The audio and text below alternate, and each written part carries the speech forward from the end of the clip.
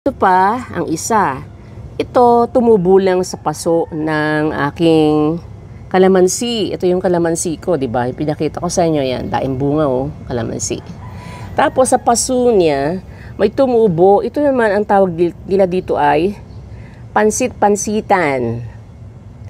Ayan, medicinal plant din po yung pansit-pansitan na yan. Marami din tong health benefits, kaya hindi ko tinatanggal, oh. Tumutubo lang silang kusa.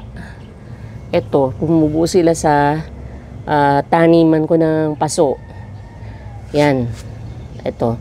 Ito, oh, ano to, oh, yung sampasampalukan na lumaki na, oh, hindi ko tinatanggal.